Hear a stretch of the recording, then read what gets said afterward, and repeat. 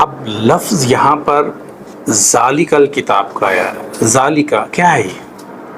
الکتاب. اب قرآن پاک نے اپنے آپ کے لیے الکتاب کا لفظ استعمال کیا ہے. کتاب کیا ہوتا ہے؟ اب جو منتشر صفحے ہوں، اوراق ہوں، جب ان کی شیرازہ بندی کر دی جاتی ہے، ان کو جوڑ دیا جاتا ہے، ان کو اکٹھا کر دیا جاتا ہے، تو وہ ایک کتاب کی شکل اختیار کر لیتا ہے. خالی اگر منتشر اوراق ہوں گے تو ان کو ہم صحف کہیں گے. جو صفحے ہوں گے یعنی صحف الاولیاء، صحف ابراہیم و موسیٰ. لیکن جو کتاب ہوگی وہ مرتب ہوگی، ترتیب دی گئی ہوگی، اس کی شیرازہ بندی کی گئی ہوگی، وہ اوراق جو ہیں وہ اکٹھے جوڑ دیے گئے ہوں گے. اب قرآن خود کو کہہ رہا ہے کہ میں کتاب ہوں.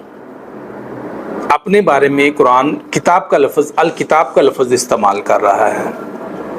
اس کا مطلب یہ ہے کہ یہ جو صفحے ہیں، یہ جو اوراق ہیں، یہ شیرازہ بندی میں ہیں، جڑے ہوئے ہیں، مرتب ہیں. تو اس سے ایک بات تو ہمیں یہ سمجھ میں آتی ہے کہ قرآن جس طرح اللہ کی ذات نے آقا علیہ الصلوۃ والسلام کو دیا، اسی طرح ہم تک پہنچا اور آج تک اسی حالت میں ہے. اس میں کسی قسم کی کوئی تبدیلی نہیں آئی. اور پھر اللہ تعالیٰ اس کتاب میں خود فرما رہے ہیں کہ ہم ہی اس کے نازل کرنے والے ہیں اور ہم ہی اس کی حفاظت کرنے والے ہیں. اب دوسرا اس کا جو معنی نکلے گا نا الکتاب کا، وہ ایک خاص ضابطہ، ایک خاص قانون، ایک خاص طریقہ، یعنی کہ یہ ایک خاص ضابطۂ قانون ہے، ایک خاص کوڈ آف کنڈکٹ ہے، ایک خاص طریقہ کار ہے جس کے تحت آپ نے زندگی گزارنی ہے، جس کے تحت آپ نے بنیادی اصول لینے ہیں. اس میں کوئی تحریف نہیں ہوئی. جب ہم اس کو الکتاب، کتاب کے معنی میں لیتے ہیں، کوئی تبدیلی نہیں ہوئی، کوئی رد و بدل نہیں ہوئی. جس طرح سے یہ نازل ہوئی اس طرح ہمارے پاس آئی.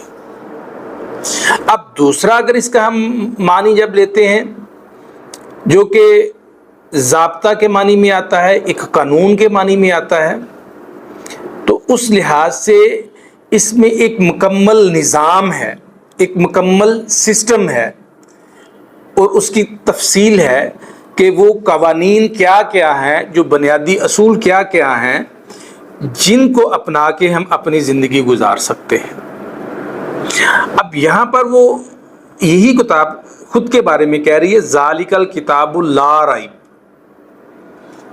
اب یہاں پر لفظ جو ہے ریب کا استعمال ہوا ہے. اب ہم نارملی جو اس کا ترجمہ کرتے ہیں تو ہم یہ کہتے ہیں کہ اس میں شک نہیں ہے.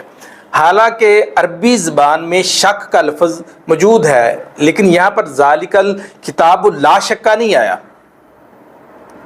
لفظ جو ہے وہ ریب کا آیا ہے. نارملی ہم اصطلاحاً یہ ترجمہ لیتے ہیں کہ اس میں کوئی شک نہیں ہے. اب جب ہم شک کی بات کرتے ہیں تو اس کا مطلب یہ ہوتا ہے کہ اس میں کسی قسم کی کوئی مشکوک چیز نہیں ہے، کوئی غلط چیز نہیں ہے، بلکہ یہ ایک یقینی چیز ہے. لیکن ریب کا معنی جو ہے وہ شک کے معنی سے کہیں اوپر والے درجے میں آ جاتا ہے.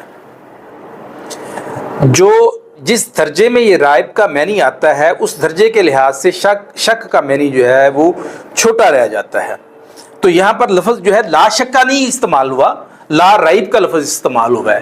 تو ریب کا مطلب یہ ہوتا ہے کہ کسی قسم کا اضطراب، بے چینی، تذبذب یا نفسیاتی الجھن آپ سادہ لفظوں میں کہہ سکتے ہیں.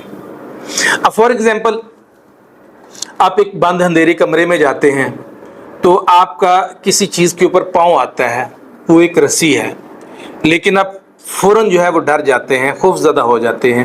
اب وہ آپ کا اضطراب ہے، آپ کے اندر ایک بے چینی پھیل جاتی ہے.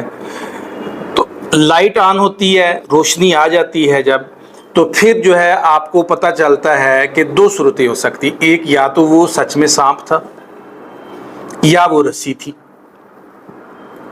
اگر رسی ہے تو آپ کے اندر وہ جو خوف، وہ جو ڈر تھا، جو اضطراب تھا، جو تذبذب تھا، جو بے چینی تھی، وہ آپ کی اطمینان میں آ جاتی ہے، آپ سکون میں آ جاتے ہیں۔